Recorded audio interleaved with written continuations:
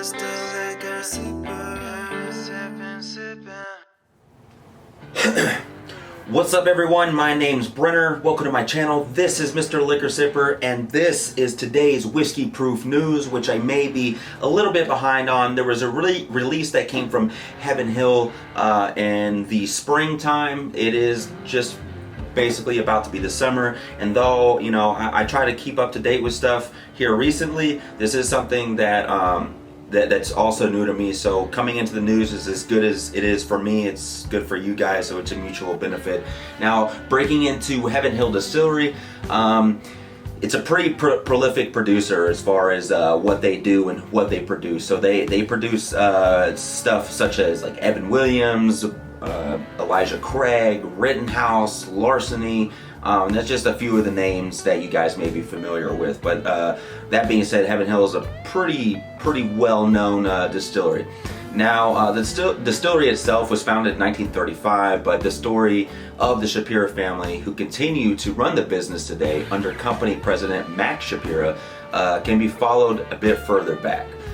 Shapiro's grandfather was a Russian immigrant who arrived in the United States in the late 1800s, making his way north to Kentucky.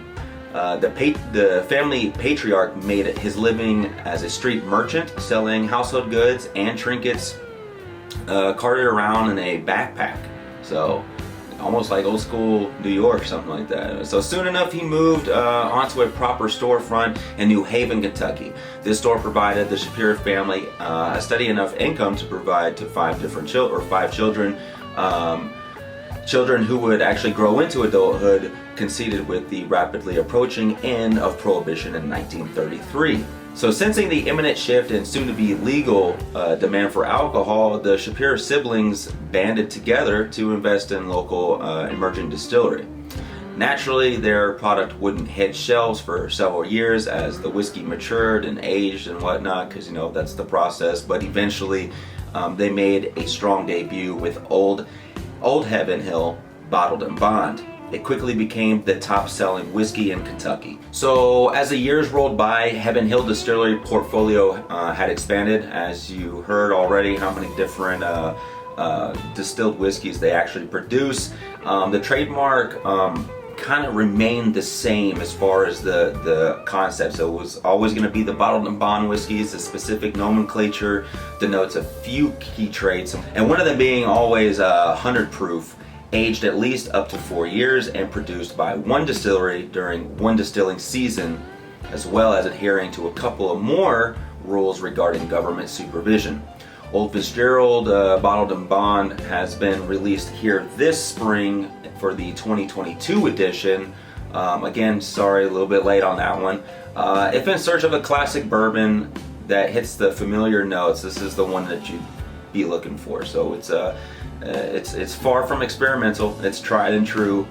You have a whiskey that's going to come in and it's going to hit all the right notes that you're looking for, all the familiarity that you're looking for in a strong, good Kentucky bourbon. So if it hasn't been concluded yet, it's going to be the release of the Old Fitzgerald Bottled and Bond Spring Edition 2022. If you can get your hands on it, if you can find it. Maybe it's already sold out since I'm a little late to the game on this one. It's going to be 100 proof Kentucky bourbon, distilled in the fall of 2004 and then bottled in the spring 2022. It is an age of 17 years with an MSRP of $185.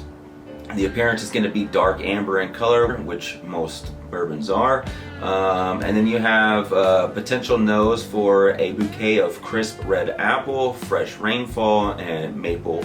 To me, that sounds awesome. I would love to be able to do this or get this bottle. Anyway, that's what I got today for the whiskey proof news. There may be something else. I'm hunting around and looking to see what else I can find to produce for you guys. If you guys have any questions or have any input on something else that you may want to know about or hear about, hit me in the comments.